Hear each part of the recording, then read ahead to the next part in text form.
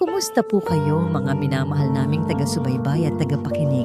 Muli po kaming nagbabalik para sa isang bagong kwento na tiyak na susubaybayan at aantig sa inyong mga puso. Sabi nila, ang matibay na pagkakaibigan daw ang pinakamagandang pundasyon ng isang tunay na pagmamahalan. Pero paano kung ang pundasyong ito ay mabibigyan ng lamat dahil sa isang pagkakamali? O paano kung ang isang pagkakamali ang siya palang magiging simula ng lahat? Ang seda ng kulay alak kulay alak na scarf na nakasabit sa lampara ay hindi kanya. At ang pares ng itim na stiletto na tila walang ingat na inihagis sa tabi ng sofa ay tiyak na hindi rin sa kanya. Ang bawat tibok ng puso ni Dr. Sinag Manlapas ay tila isang malakas na dagundong sa loob ng kanyang dibdib, sapat na para mabingi siya sa katahimikan ng apartment na dapat sana'y pugad ng pagmamahalan nila ni Dante. Ngunit sa sandaling iyon, ang pugad na iyon ay naging isang malamig at dayuhang lugar. Ang hangin ay mabigat, puno ng pabango ng ibang babae at ng lason ng kataksilan. Kaninang umaga lang, ang mundo ay perpekto. Nakaupo siya sa isa sa mga upuan sa harap, sa isang maliit na covered court, sa isa sa mga barangay ng lungsod ng Silangan. Nasa entablado si Archibaldo Alab Alvaro, ang kanyang matalik na kaibigan sa loob ng mahigit isang dekada, at nagsasalita ng buong puso sa harap ng mga residente. Ang bawat salita ni Alab ay may bigat at sinseridad, nangangako ng pagbabago, ng isang gobyernong malinis at tapat. Hindi napigilan ni Sinag ang mapangiti. Kilala niya ang bawat ekspresyon sa mukha ni Alab, ang bahagyang pagkibot ng kilay nito kapag may gusto itong bigyang diin, ang paraan ng paggalaw ng mga kamay nito na tila sumasayaw sa hangin kasabay ng kanyang mga salita. At higit sa lahat, ang apoy sa mga mata nito, isang nag-aalab na pagnanais na pagsilbihan ang mga tao. Sa gitna ng kanyang talumpati, sandaling nagtama ang kanilang mga mata. Isang segundo lang iyon, ngunit sapat na. Nakita niya sa mga mata nito ang pasasalamat at sinuklian niya iyon ng isang tango at isang ngiti na nagsasabing, "Kaya mo yan, nandito lang ako." Pagkatapos ng event, habang pinagkakaguluhan si Alab ng mga tao, tahimik siyang umalis. Alam niyang may mas mahalaga siyang kailangang gawin ngayon, 5 taon. Ngayong araw ang kanilang ika-5 anibersaryo ni Dante Rivas. Dumaan siya sa isang mamahaling watch store para kunin ang regalo niya, isang vintage na relo na matagal nang gusto ni Dante. Habang hawak niya ang maliit na kahon, hindi niya mapigilang mangarap. 5 taon na, puno ng pangarap. Pangarap ng pagpapakasal, ng pagbuo ng sarili nilang pamilya. Si Dante, ang kanyang naging kanlungan, ang kanyang kapayapaan sa gitna ng magulo niyang mundo bilang isang doktor. Buong pananabik siyang nagmaneho papunta sa apartment ni Dante. Dala ang paborito nitong pagkain at ang regalo. Susurpresahin niya ito. Magdiriwang sila. Ngunit siya ang nasurpresa. At ngayon, nakatayo siya sa sala. Ang puso niya'y pinipiga hanggang sa wala nang matirang emosyon kundi sakit. Ang regalo ay nasa kanyang mga kamay pa rin. Ang bigat nito ay tila kabigatan ng buong mundo.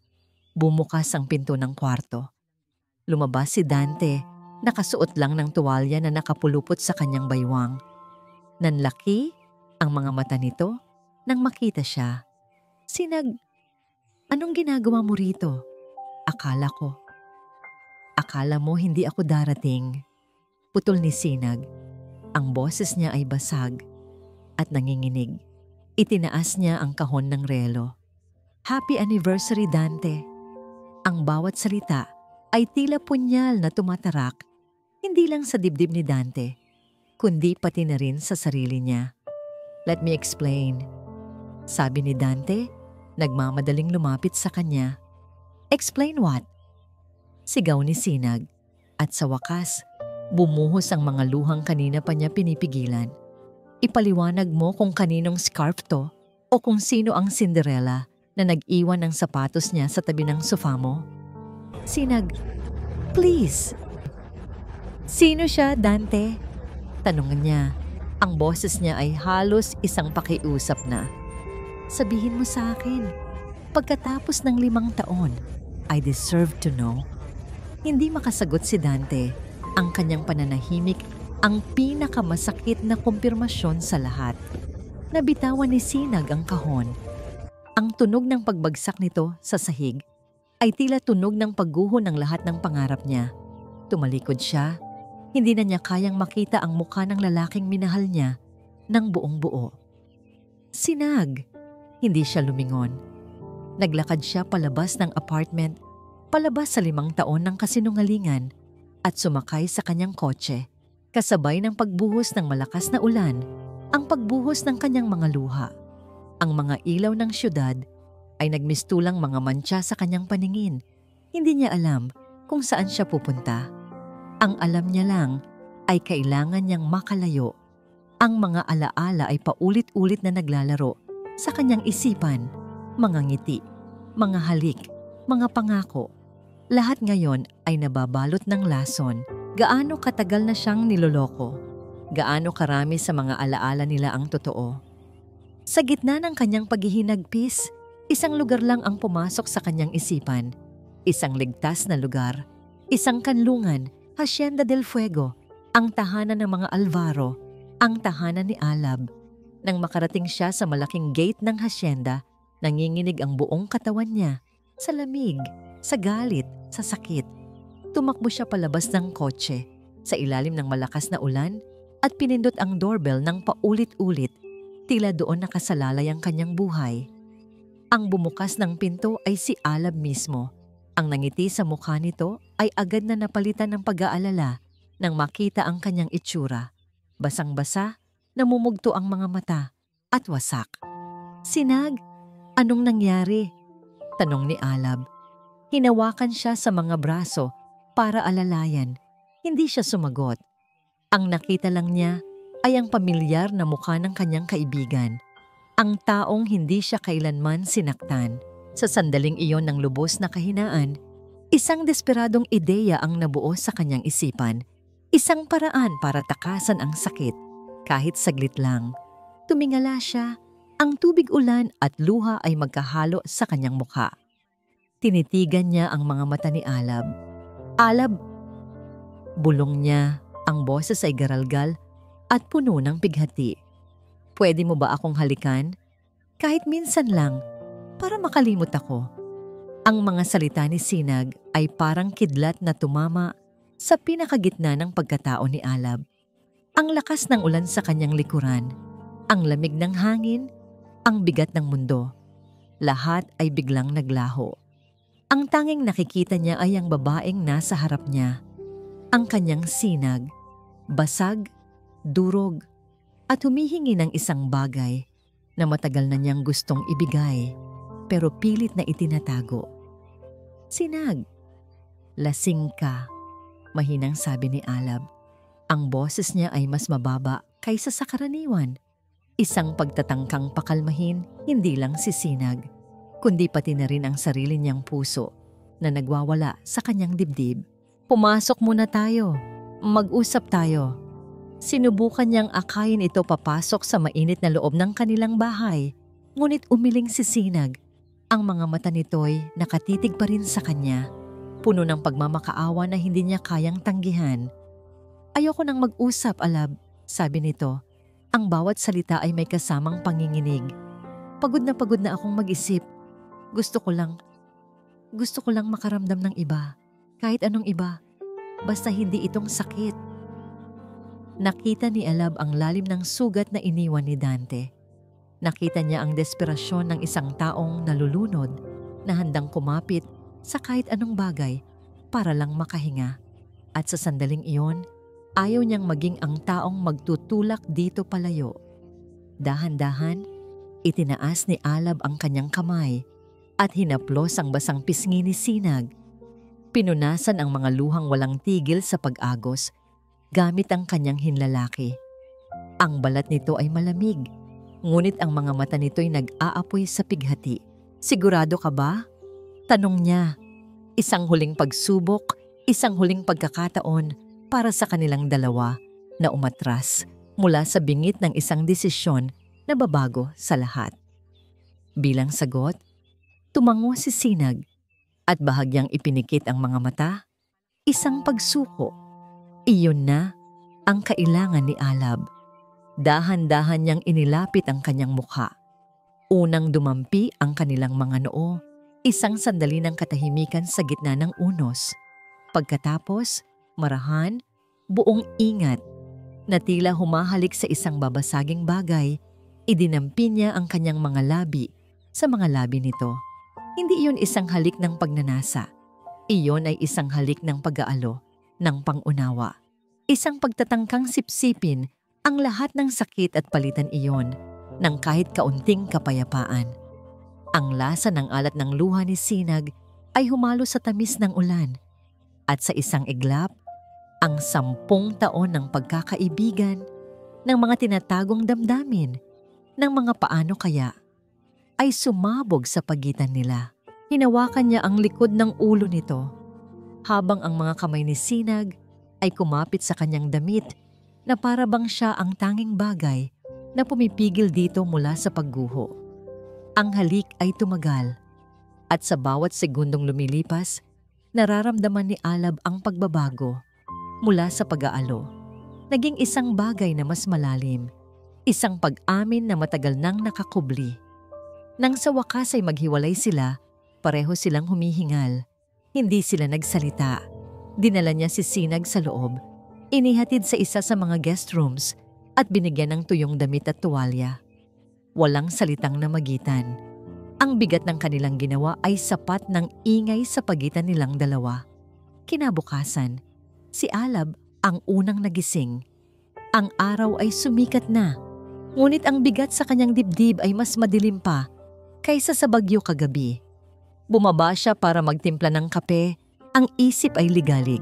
Paano niya haharapin si Sinag? Ano ang sasabihin niya? Nang pumasok siya sa kusina, naroon na si Sinag, nakaupo sa may mesa, nakatingin sa kawalan habang hawak ang isang tasa ng kape.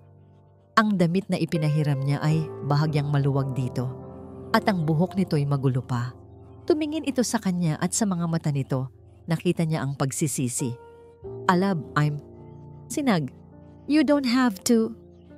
Sabay silang nagsalita at sabay ding tumigil. Ang awkward na katahimikan ay nakakabingi. Kailangan ko nang umuwi, sabi ni Sinag, mabilis na tumayo. Salamat kagabi.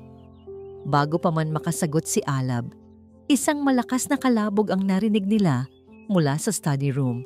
Ang kanyang ama, si dating Congressman Alvaro, ay pabalang na pumasok sa kusina. Ang mukha ay kulay pula sa galit. Sa kamay nito ay isang dyaryo. Archibaldo! Sigaw nito. Ang boses ay dumadagundong. Ibinagsak nito ang dyaryo sa mesa sa pagitan nila. Ano ang kahulugan nito? Ang mata ni Alab at Sinag ay parehong napako sa front page. Isang malaki, malinaw na larawan, ang kanilang larawan. Sa gitna ng ulan, ang kanilang mga labi ay magkadikit. Ang anggulo ng kuha ay perpekto, nagpapakita ng matinding emosyon ng isang sikretong pag-iibigan. At ang headline, nakasulat sa malalaking itim na letra, Abogado de Familia at Doktora, huli sa isang eskandalosong halikan. Ang maduming laro, sa likod ng malinis na kampanya ni Alvaro, naramdaman ni Alab na nanlamig ang buong katawan niya. Kinuha niya ang dyaryo, nanginginig ang mga kamay. Paano? Sino? May nag-aabang ba sa kanila kagabi? Kasunod noon, ang kanyang cellphone ay nag-umpisang mag-ring ng walang tigil. Ang pangalan ng kanyang campaign manager ang lumabas sa screen. Sunod-sunod ang pagpasok ng mga text messages. Ang mundo nila ay gumuho sa loob lamang ng isang umaga. Pinatay mo ang kampanya mo, Alab, sigaw ng kanyang ama. Pinatay mo ang pangalan ng pamilya natin. Pero hindi sa kanyang ama nakatingin si Alab. Nakatingin siya kay Sinag. Nakita niya ang takot at gulat sa mukha nito. Nakita niya itong dahan-dahang umatras. Ang mga kamay ay nanginginig habang tinatakpan ng bibig. Diyos ko, Alab, ako, kasalanan ko to. Bulong ni Sinag. Ang mga luha ay muling namumuo sa kanyang mga mata. Sinira ko ang pangarap mo. Sa gitna ng sigawan, ng nagriring na telepono, ng nagbabadyang pagguho ng lahat ng kanyang pinaghirapan, isang bagay lang ang naging malinaw kay Alab. Kailangan niyang protektahan si Sinag. Kailangan niyang ayusin ito. Lumapit siya kay Sinag. Hinawakan ang mga kamay nito. Malamig. Hindi, mariin niyang sabi. Sapat na para mapatigil sa pagsigaw ang kanyang ama. Tinitigan niya si Sinag. Ang kanyang mga mata ay puno ng determinasyon na hindi pa nito nakikita dati. Aayusin natin to. May isang paraan lang. Isang desperado, nakakabaliw na paraan. Ngunit ito na lang ang natitirang pag-asa nila. Huminga siya ng malalim. Hinigpitan ang hawak sa mga kamay ni Sinag at binitawan ang mga salitang magbabago sa kanilang buhay magpakailanman. Sinag, pakasalan mo ako. Ang apat na salitang binitawan ni Alab, pakasalan mo ako, ay humawi sa lahat ng ingay sa paligid. Ang galit sa boses ng kanyang ama, ang walang tigil na pagring ng telepono, ang malakas na kabog sa sarili niyang dibdib. Lahat ay naglaho at napalitan ng isang nakabibinging katahimikan. Binitawan ni Sinag ang mga kamay ni Alab na para siyang napaso. Naramdaman niyang nanuyo ang kanyang lalamunan. Anong sinasabi mo? Halos pabulong niyang tanong. Sinag, ito ang tanging paraan, sabi ni Alab. Ang mga mata ay seryoso at hindi nagpapakita ng kahit anong pag-aalinlangan. Lumapit ito sa kanyang ama. Dad, please, give us a moment. Kailangan naming mag-usap ni Sinag. Tinitigan sila ng matandang Alvaro. Ang muka ay gusot pa rin sa galit bago ito tumalikod at padabog na lumabas ng kusina. Nang silang dalawa na lang ang natira, muling nagsalita si Alab. Sa library tayo. Mas pribado doon. Sinundan lang siya ni Sinag na parang isang robot. Ang kanyang isip ay hindi makaproeso ng nangyayari. Kasal, siya at si Alab. Ang kanyang matalik na kaibigan, ang ideya ay napakalayo sa katotohanan na halos katawa-tawa. Pagsara ng pinto ng malawak na library, ang amoy ng mga lumang libro at kahoy ang sumalubong sa kanila. Humarap si Alab sa kanya. Nababaliw ka na ba, Alab? Sa wakas ay nasabi ni Sinag. Ang boses niya ay may halong gulat at paninisi. Hindi mo ba nakikita? Isang eskandalo na nga itong nangyari. Dadagdagan pa natin ng isa pang mas malaking kasinungalingan? Hindi ito kasinungalingan kung gagawin nating totoo. Kalmadong sagot ni Alab. Sinag, makinig ka. Ang kwento ngayon ay tungkol sa isang kandidatong may kinakasamang doktora na mayroon palang ibang nobyo. It's an illicit affair. It's messy. It destroys everything I stand for. Pero kung ikakasal tayo, mag-iiba ang kwento. Naglakad ito paikot sa silid. Ang isip ay tila tumatakbo ng 100 milya kada oras. Ang kwento ay magiging tungkol sa dalawang matalik na kaibigan na matagal nang may lihim na pagtingin sa isa't isa. Ang nobyo ay ang hadlang. Ang halik sa ulan ay hindi nakataksilan, kundi isang moment of truth. Isang romantikong pag-amin. A new beginning. Mas madaling tanggapin ng publiko ang ganoong kwento. Sinag, it will save the campaign. It will save both our reputations. Napailing si Sinag. Isang malaking teatro. Yan ang sinasabi mo. Magpapanggap tayong nagmamahalan para lang sa politika? Alab, hindi ko kaya. Bakit hindi? Tanong ni Alab. Huminto ito sa paglalakad at tumitig ng diretso sa kanyang mga mata. At sa mga mata nito, may nakita siyang isang bagay na mas malalim pa sa politika. Isang bagay na totoo. Mahal kita, Sinag, sabi nito. Ang boses ay halos isang bulong, ngunit umalingaw-ngaw sa buong silid. Noon pa, bago pa dumating si Dante, bago pa pumasok sa isip ko ang politika, matagal na kitang mahal. Natigilan si Sinag. Ang pag-amin na yon ay mas nakakagulat pa kaysa sa alok na kasal. Pero hindi ito ang paraan na gusto kong malaman mo. Dagdag ni Alab, isang bakas ng pait ang gumuhit sa kanyang mukha. Hindi sa ganitong paraan. Hindi dahil sa isang eskandalo. Sinabi ko lang sa'yo yan para maintindihan mo na para sa akin, hindi ito magiging isang pagpapanggap. Pero hindi kita pipilitin, Sinag. Ang desisyon ay nasa sayo pa rin. Pagkatapos noon, iniwan siya ni Alab na mag-isa sa library. Umakyat si Sinag pabalik sa guest room na tila isang kaluluwang ligaw. Naupo siya sa gilid ng kama. Ang mga salita ni Alab ay paulit-ulit na tumatakbo sa kanyang isipan. Mahal kita, Sinag. Noon pa, paano niya hindi nakita? Ang lahat ng pag-aalaga nito, ang palaging pagiging nandyan para sa kanya. Inakala niyang ganoon lang talaga si Alab bilang isang kaibigan. Ngayon, ang lahat ng alaala nila ay nabigyan ng bagong kahulugan. Kinuha niya ang kanyang wallet at dinukot mula roon ang isang luma at lukot na larawan. Kuha iyon noong college graduation nila. Pareho silang nakangiti, magkaakbay, ang mga mata ay puno ng pangarap para sa hinaharap. Si Alab ang magiging pinakamagaling na abogado at siya ang magiging isang mahusay na doktora. Ang pangarap niya ay natupad niya. Ngayon, si Alab naman. Malapit na nitong maabot ang pangarap nito. Isang pagkakamali niya lang, isang sandali ng kahinaan at guguho ang lahat ng pinaghirapan nito. Ang bigat ng konsensya ay tila isang malaking bato na dumagan sa kanyang dibdib. Dahil sa kanya, nasisira ang pangalan ni Alab. Dahil sa kanya, baka mawala ang pagkakataon nitong tumulong sa libu-libong tao sa lungsod ng Silangan. Tinitigan niya ang nakangiting mukha ni Alab sa larawan. Ang kaibigan niyang hindi siya iniwan. Ang kaibigan niyang handang gawin ang lahat para sa kanya.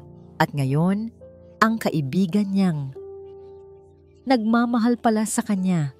Tumulo ang kanyang mga luha, hindi na dahil sa kataksilan ni Dante, kundi dahil sa sakripisyong hinihingi ng sitwasyon. Hindi ito tungkol sa pag-ibig. Ito ay tungkol sa responsibilidad. Ito ay tungkol sa pagbabayad utang sa isang taong wala ng ibang ginawa, kundi ang protektahan siya. Pinunasan niya ang kanyang mga luha at tumayo. Naglakad siya palabas ng kwarto. Ang bawat hakbang ay may bigat, ngunit may kasamang determinasyon. Hinanap niya si Alab at natagpuan niya itong nakatayo sa may balkonahe, nakatanaw sa malawak na lupain ng kanilang hasyenda. Hindi na niya kailangan pang magsalita. Nang lumingon si Alab at makita ang ekspresyon sa kanyang mukha, alam na nito ang sagot. Pumapayag ako, mahinang sabi ni Sinag. Ang boses ay matatag. Tumingin siya sa mga mata ni Alab. Para sa'yo, para sa pangarap mo. Kinabubukasan, sa isang biglaang press conference, kaharap ang daan-daang kamera at nagkakagulong mga reporter, tumayo si Alab Alvaro sa podium. Hawak ang kanyang kamay.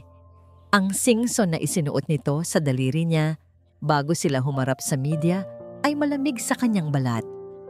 Nais po naming linawin ang lahat ng espekulasyon. Nagsimula si Alab. Ang boses ay puno ng kumpiyansa. Ang larawang nakita ninyo ay hindi isang larawan ng kataksilan. Ito ay larawan ng isang pag-amin. Si Dr. Sinag Manlapas at ako ay matagal nang nagmamahalan.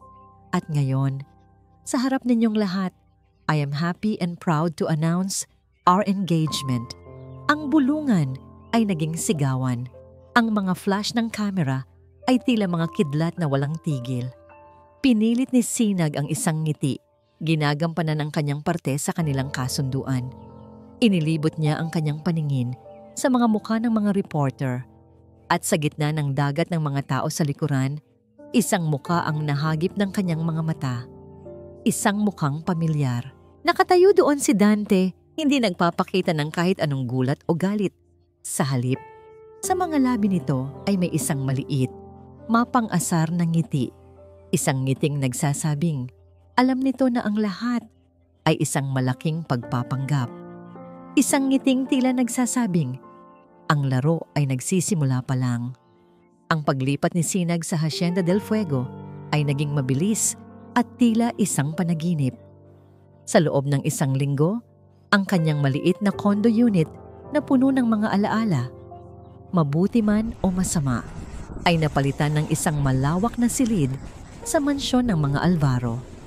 Ang silid ay katabi ng kwarto ni Alab na may connecting doors sa pagitan.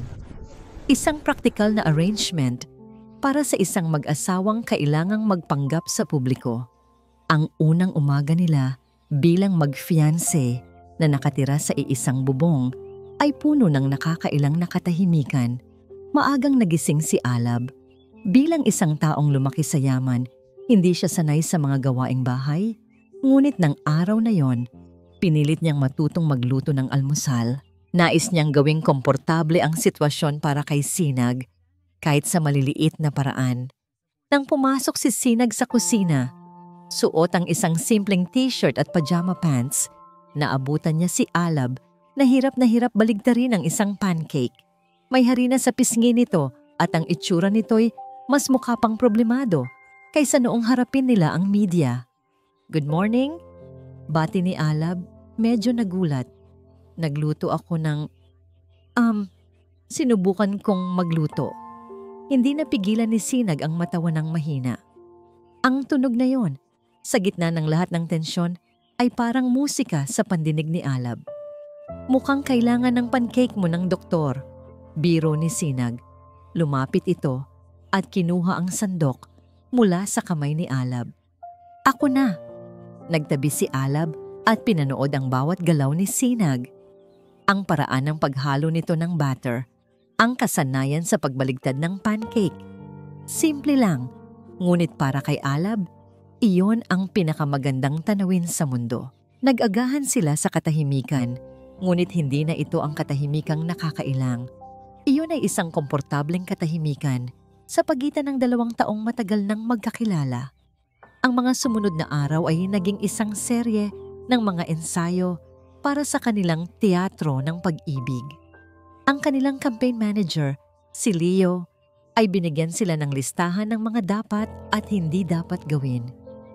"Kailangan ninyong magmukhang in love, hindi lang magkaibigan," sabi ni Leo sa isang meeting. "Alab, hawakan mo ang kamay niya kapag naglalakad. Sinag, tumingin ka sa kanya na parang siya ang pinakagwapong lalaki sa buong mundo. Small gestures, kailangang maging natural. Madaling sabihin, mahirap gawin." Sa unang public event nila bilang mag-fiancé, isang charity dinner, ramdam ni Alab ang paninigas ng katawan ni Sinag nang hawakan niya ang kamay nito. "Relax ka lang," bulong niya habang naglalakad sila papasok. "Imagine mo na lang na isa itong medical procedure na kailangan mong gawin." Napangiti si Sinag sa biro niya. "Okay, attorney, pero kapag nagkamali ako ng hiwa, huwag mo akong sisisihin." Habang nagaganap ang dinner, palihim na bumubulong si Alab sa tenga ni Sinag. Hindi para sabihin ang mga matatamis na salita, kundi para ipaalala ang mga pangalan ng mga importanteng taong kailangan nilang batiin. Sa mata ng iba, sila ay isang sweet na magkasintahan na nagbubulungan. Sa katotohanan, sila ay isang team na nagtutulungan para malagpasan ang gabi. Ngunit may mga pagkakataon na ang pagpapanggap ay nagiging totoo, kahit saglit lang. Isang gabi, pagkatapos ng isang nakakapagod na araw ng pangangampanya, inabutan ni Alab si Sinag na nakatulog sa sofa sa library. May nakabukas na medical journal sa kanyang kandungan. Nilapitan niya ito, balak sanang gisingin, ngunit natigilan siya. Sa pagkakatulog nito, ang mga pader na itinatayo ni Sinag sa paligid niya ay nawawala. Ang kanyang mukha ay payapa. Inalis ni Alab ang ilang hibla ng buhok na tumatakip sa mukha nito. Hindi niya napigilang pagmasdan ito. Ang hubog ng mga labi nito, ang haba ng mga pilik mata. Para sa kanya, noon pa man, si Sinag na ang pinakamagandang babae. Kinuha niya ang isang kumot at maingat na ikinumot dito. aalis na sana siya nang biglang gumalaw si Sinag sa pagkakatulog at mahinang bumulong. Alab! Tumigil ang paghinga ni Alab. Hinintay niya ang kasunod, ngunit wala na. Ngumiti siya ng mapait. Kahit sa panaginip, siya pa rin ang tinatawag nito. Kinabukasan, ang epekto ng kanilang engagement ay nagsimulang makita sa mga survey. Ang approval ratings ni Alab ay unti-unting tumataas. Ang publiko ay kinilig sa kanilang love story. Ngunit kasabay ng tagumpay na ito ay ang pag-atake mula sa kabilang kampo. Sa isang televised debate, direktang tinanong si Alab ni Senator Soliman Dumagat, ang patriarch ng kalaban nilang pamilyang politiko. Attorney Alvaro, ang bilis ninyong nagpasya na magpakasal matapos pumutok ang inyong eskandalo. Sabi ni Dumagat, ang boses ay puno ng sarkasmo. Hindi kaya ito isang desperadong hakbang para pagtakpan ng isang bagay na mas malaki?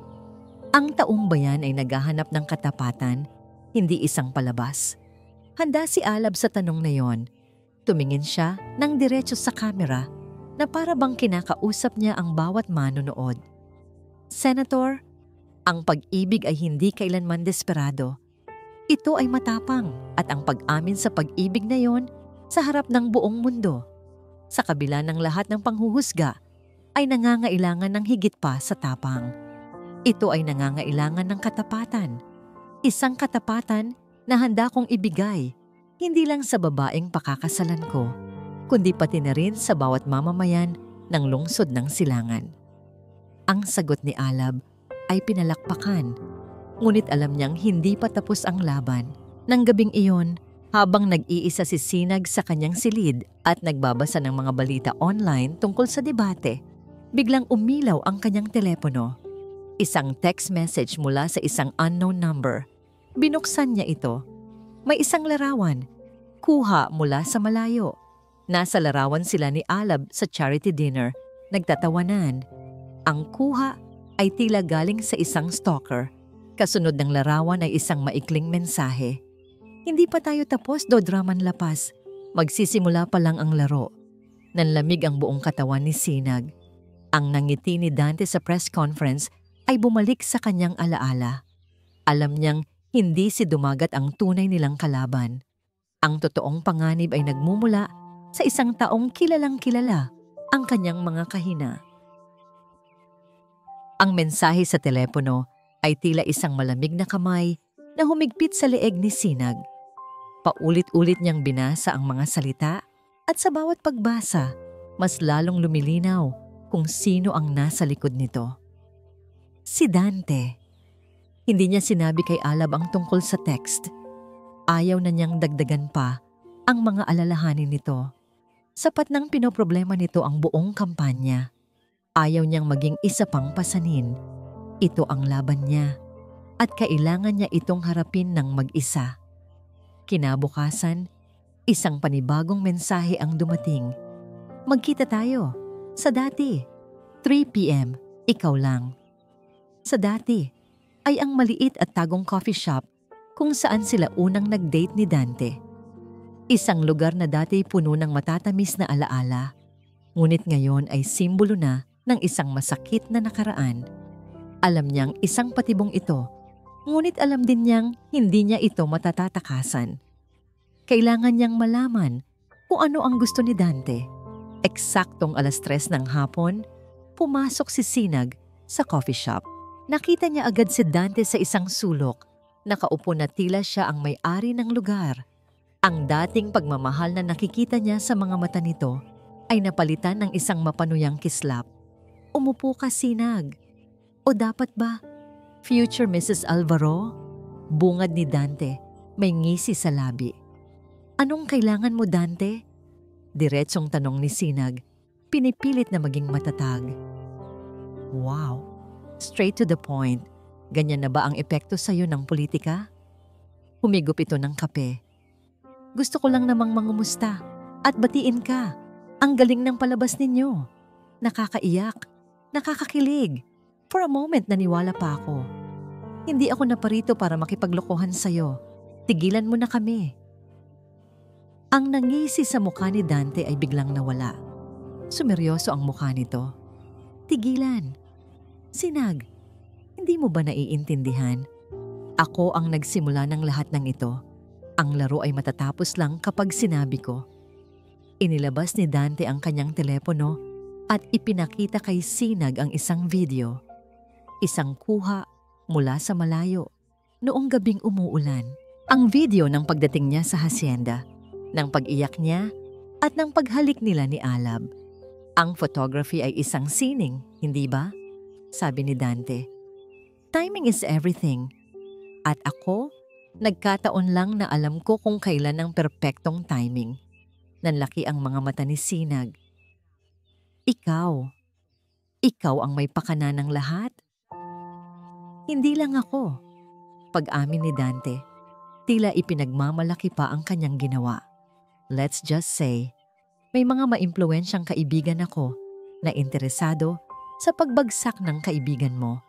At ikaw, Todra Manlapas, ikaw ang naging susi. Naramdaman ni Sinag ang pag-akyat ng galit sa kanyang dibdib. Mas matindi pa kaysa noong nalaman niya ang tungkol sa ibang babae. Ito ay hindi lang simpleng panloloko. Ito ay isang kalkuladong pagsira. Bakit, Dante? 5 taon. Akala mo pag-ibig? Putol ni Dante, ang boses ay malamig at walang emosyon. Trabaho lang yon, Sinag.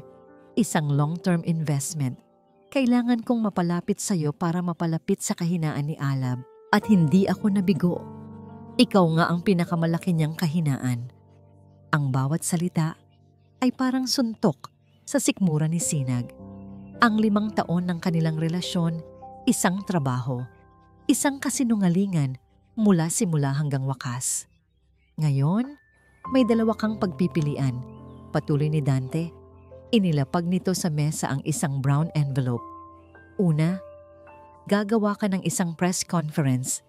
Aaminin mo na pinilit ka lang ni Alab sa kasal, na ginamit ka niya, na ang lahat ay isang malaking panloloko para sa kanyang kampanya. Sisirain mo siya at pagkatapos noon, malaya ka na. At ang pangalawa, nanginginig na tanong ni Sinag. Ang pangalawa, sabi ni Dante, itinulak nito ang envelope palapit sa kanya. Kung hindi mo gagawin ang una, ito ang lalabas sa lahat ng dyaryo bukas. Binuksan ni Sinag ang envelope. Ang laman ay mga kopya ng dokumento, mga bank transfer, mga pirmadong kasunduan, isang towa-tuwan ngam sa pagitan ng ama ni Alab at ni Senator Dumagat na nangyari maraming taon na ang nakalipas. Isang maruming transaksyon na babasag sa imahe ng malinis na pangalan ng mga Alvaro. Your choice, Sinag, sabi ni Dante. Tumayo na ito. Sirain mo ang kaibigan mo o hayaan mong sirain siya ng nakaraan ng kanyang pamilya. Either way, babagsak siya. Pero sa unang option, at least, makakaligtas ka. Umalis si Dante. Iniwan si Sinag na tulala, nanginginig, at napapaligiran ng mga piraso ng isang masalimuot na konspirasyon. Nagmaneho siya pauwi. Ang isip ay blanko. Ang bigat ng desisyon ay halos hindi niya makayanan. Sirain ang lalaking nagmamahal at nagpoprotekta sa kanya o hayaang masira ito dahil sa mga kasalanan ng iba. Pagdating niya sa Hacienda del Fuego, naabutan niya si Alab sa study room nito, abala sa pag-aaral ng mga dokumento para sa susunod na debate. Tumingala ito at ngumiti nang makita siya. Ang nangiting iyon, isang ngiting puno ng tiwala at pag-asa, ang siyang tuluyang dumurog sa puso ni Sinag. Hindi na niya kayang itago pa ito. Nilapitan niya si Alab, inilapag ang envelope sa mesa. Alab, may kailangan kang malaman. Kinuwento niya ang lahat, ang pag-uusap nila ni Dante, ang katotohanan sa likod ng litrato, ang tungkol sa mga dokumento. Habang nagsasalita siya, hinanda na niya ang sarili para sa galit ni Alab, para sa paninisi. Ngunit nang matapos siya, walang galit sa mukha ni Alab. tanging lungkot at pag-aalala. Tumayo si Alab, lumapit sa kanya at ginawa ang isang bagay na hindi niya inaasahan. Niyakap siya nito ng mahigpit. Naramdaman ni Sinag ang pagbagsak ng kanyang mga luha sa dibdib ni Alab. "Shh! Tahan na!" Bulong ni Alab. Hinahaplos ang kanyang buhok. "Wala kang kasalanan. Ako dapat ang humingi ng tawad. Nadawit ka sa gulo ng mundo ko." Humiwalay ito sa yakap at hinawakan ng kanyang mukha. Pinunasan ng kanyang mga luha. Tumingin ito ng diretso sa kanyang mga mata. Ang determinasyon ay muling nag-aalab. "Hindi ka nag-iisa sa laban na to," maring sabi ni Alab. "Tayo ang lalaban." Ang pagsasabi ng katotohanan kay Alab ay nagbigay kay Sinag ng kaunting gumaan sa pakiramdam. Ngunit ito rin ang naging hudyat ng pagsisimula ng pinakamalakas na bagyo na kanilang haharapin. Hindi na sila naghintay. Sa halip na maging biktima, pinili nilang sila ang unang sumuntok.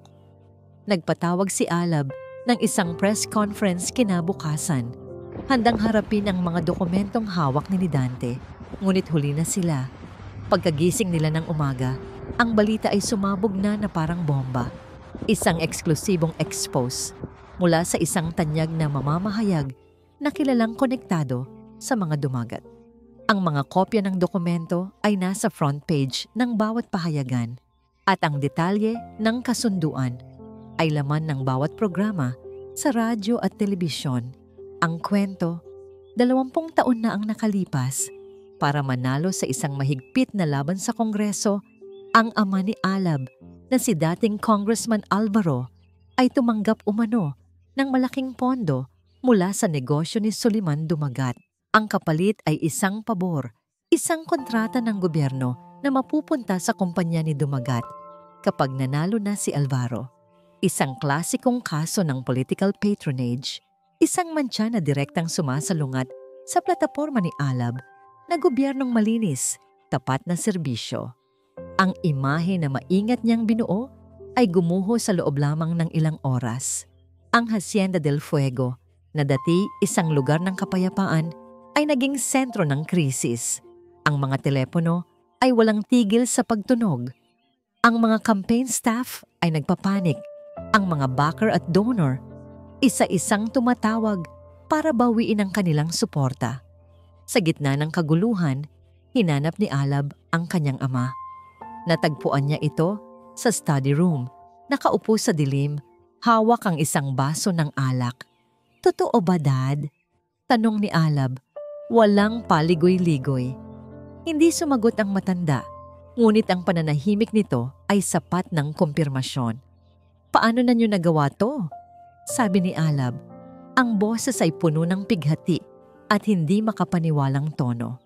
"Lahat ng itinuro niyo sa akin, lahat ng pinaniwalaan ko tungkol sa pamilya natin, kasinungalingan lang ba yon?" "Hindi mo maiintindihan, Alab."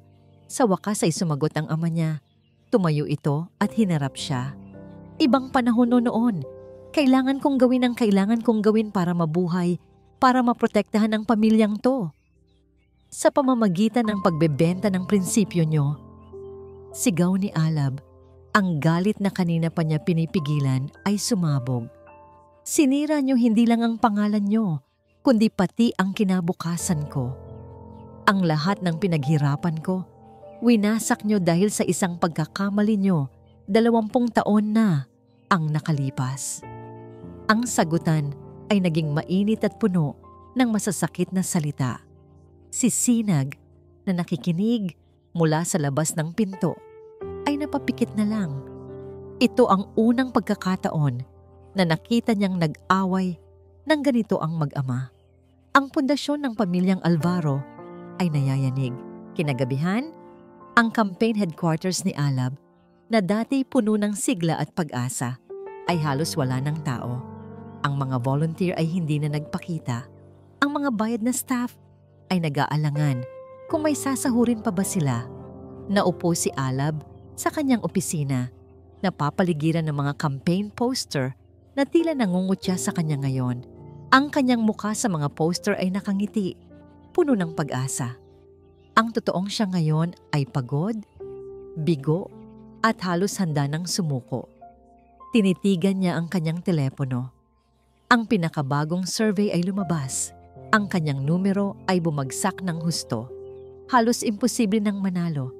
Napasabunot siya sa kanyang buhok. Marahil ay tama ang kanyang ama. Marahil ang politika ay hindi para sa mga taong may malinis na pangarap. Ito ay isang maduming laro kung saan ang mga multo ng nakaraan ay laging babalik para sirain ka. Habang nasa pinakamababang punto siya ng kanyang buhay, bumukas ang pinto ng kanyang opisina. Pumasok si Sinag. May dalang 2 tasa ng mainit na kape. Hindi ito nagsalita. Inilapag lang nito ang isang tasa sa mesa ni Alab at naupo sa silya sa tapat niya, hawak ang sarili nitong tasa. "Pwede ka nang umalis, Sinag," sabi ni Alab. "Hindi tumitingin dito. Malaya ka na. Tapos na ang kasunduan. Tapos na ang laro. Talo na ako." Hindi sumagot si Sinag. Patuloy lang itong nakaupo, tahimik na umiinom ng kape. "Hindi mo ba narinig?" Ulit ni Alab. May pait sa boses. "Sabi ko, umalis ka na. Umuwi ka na sa kondo mo. Kalimutan mo na ang lahat ng to. Hindi mo kailangang mapunta sa isang talunang tulad ko." Sa wakas, ibinaba ni Sinag ang kanyang tasa. Tinitigan niya si Alab. Ang mga mata nito ay kalmado, ngunit puno ng isang bagay na hindi pa nakikita ni Alab dati. Isang hindi matitinag na katatagan. "Hindi pa tapos, Alab," mahinahon niyang sabi. "At hindi ako aalis." Lumapit ito sa kanya. Inalis ang mga kamay ni Alab na nakatakip sa mukha nito at hinawakan ng mga yon. "Manalo o matalo, kasama mo ako," sabi niya. "Hindi dahil sa kasunduan, kundi dahil nandito ako para sa iyo, Alab, bilang kaibigan mo at marahil higit pa doon." Sa sandaling iyon, sa gitna ng pagguho ng kanyang mundo, ang mga salita ni Sinag ang naging tanging bagay na matibay. Ang kanyang presensya ang naging tanging ilaw sa kadiliman. Napatingin si Alab sa kanilang mga kamay na maghawak. Pagkatapos ay tumingin siya sa mga mata ni Sinag, mga matang hindi nagpapakita ng awa, kundi ng pananampalataya. Isang pananampalataya na kahit siya mismo ay nawalan na. Sa kahinaan at pasasalamat na nararamdaman, isang tanong ang kusang lumabas sa kanyang mga labi. Isang tanong na matagal na niyang gustong itanong, ngunit ngayon lang nagkaroon ng lakas ng loob. "Sinag," bulong niya, "totoo na ba to? Ang nararamdaman mo para sa akin?" Ang tanong ni Alab ay nanatiling nakabitin sa hangin sa pagitan nila. Mas mabigat kaysa sa lahat ng problemang kanilang pinagdadaanan. Ito na ang sandali ng katotohanan, hindi lang para sa kampanya, kundi para sa kanilang dalawa. Tinitigan ni Sinag ang mga mata ni Alab. Nakita niya roon ang pagod, ang sakit, ang pagkabigo. Ngunit sa ilalim ng lahat ng iyon, nakita rin niya ang parehong Alab na kaibigan niya, ang taong may nag-aalab na puso na ngayon ay nanganganib na mawalan ng apoy. Hindi niya kayang hayaan iyon. Hinawakan niya ng mas mahigpit ang mga kamay nito. "Oo, Alab," sagot niya. Ang boses ay mahina, ngunit buo, at walang pag-aalinlangan. Totoo na to. Isang maliit na ngiti. Ang unang totoong ngiti na nakita niya sa mukha nito sa loob ng maraming araw, ang sumilay sa mga labi ni Alab. Iyon lang ang kailangan niya. Ang katotohanan mula kay Sinag ang naging gatong para muling pag-alabi ng apoy sa kanyang puso. "May isang bagay pa tayong kailangang gawin," sabi ni Alab. Tumatayo na may bagong determinasyon. Imbes na magtago o gumawa ng mga palusot, nagdesisyon si Alab na gawin ang pinakamapanganib at pinakatapat na hakbang. Nagpatawag siya ng isang panghuling malaking press conference 2 araw bago ang eleksyon. Hindi niya sinabi sa kanyang mga natitirang staff o kahit sa kanyang ama kung ano ang kanyang sasabihin. Tanging siya at si Sinag lang ang nakakaalam. Ang venue ay napuno ng mga reporter mula sa lahat ng network. Naroon ang kuryosidad, ang pag-aabang sa kung paano idedepensa ni Alab Alvaro ang sarili o kung iaanunsyo na ba nito ang kanyang pag-atras. Sa backstage, ilang minuto bago sila lumabas, naramdaman ni Alab ang panginginig ng kamay ni Sinag. "Takot ka?" tanong niya. "Oo," pag-amin ni Sinag. "Pero mas takot akong hindi natin to gagawin." Hinigpitan ni Alab ang hawak sa kamay nito. "Ano man ang mangyari pagkatapos nito, tandaan mo, nagawa natin to ng magkasama." Tumango si Sinag. Magkasama. Sabay silang lumabas at humarap sa entablado. Ang mga flash ng kamera ay sumalubong sa kanila. Naupo sila sa mesang nakahanda at ang buong silid ay tumahimik. Huminga ng malalim si Alab at nagsimulang magsalita sa mikropono. "Magandang gabi po sa inyong lahat." Simula niya, ang boses ay kalmado. "Hindi po ako naparito para magpaliwanag o magdahilan tungkol sa mga isyong ibinabato sa aking ama. Ang mga pagkakamali ng nakaraan ay bahagi na ng kasaysayan. Ang mahalaga ay kung ano ang gagawin natin sa kasalukuyan para itama ang mga ito. Pero hindi po yan ang dahilan kung bakit ako narito ngayon." Patuloy niya, "Nandito ako para sabihin sa inyo ang katotohanan. Isang katotohanan tungkol sa akin at sa babaeng katabi ko ngayon." Tumingin siya kay Sinag at sa sandaling iyon, tila silang dalawa lang ang nasa silid. "Ang aming engagement," sabi niya, bumaling muli sa mga reporter, "ay nagsimula sa isang kasunduan. Tama po kayo. Ito ay isang solusyong pampolitika para ayusin ang isang eskandalong kami rin ang may gawa. Nagsinungaling kami sa inyo."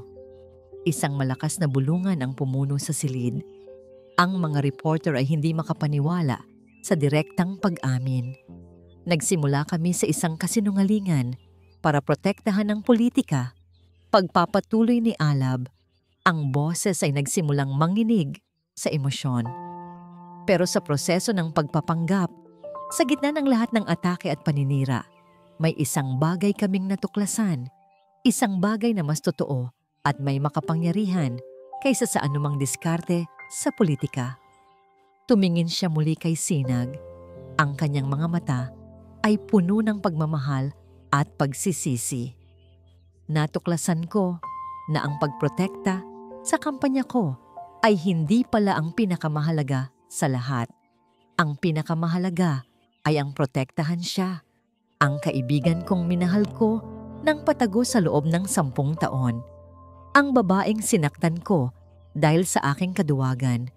Ang babaeng handang isakripisyo ang lahat para sa akin." Tumayo si Alab. "Kaya ngayon, sa harap ninyong lahat, gusto kong sabihin ang katotohanang dapat ay noon ko pa sinabi. Tapos na ang kasunduan. Tapos na ang pagpapanggap. Sinag, mahal na mahal kita. At kung ang pagiging tapat sa'yo at sa pagmamahal ko sa'yo ay mangangahulugan ng pagkasira ng pangarap kong maging mayor, tatanggapin ko." Napatayo na rin si Sinag. Ang mga luha ay tumutulo na sa kanyang mga pisngi. Ang tapang ni Alab ay nagbigay sa kanya ng lakas. Kinuha niya ang isa pang mikropono, nanginginig ang kamay. Ang sinabi po ni Alab ay totoo. Sabi niya, ang boses ay ibahasag. "Nagsimula kami sa isang kasunduan, ngunit nagkakamali po siya sa isang bagay." Lumingon siya kay Alab. "Hindi na ito kasunduan, Alab. Ito ay pagmamahal. Mahal din kita." Sa gitna ng press conference, sa harap ng buong bansa, hinawakan ni Sinag ang mukha ni Alab at hinalikan ito. Hindi tulad ng unang halik nila sa ulan. Isang halik na puno ng sakit at desperasyon. Ito ay isang halik na puno ng katotohanan, ng paglaya at ng isang pag-ibig na sinubok ng apoy. Ang mga reporter ay natigilan. Ang katahimikan ay sinundan ng isang hindi inaasahang reaksyon.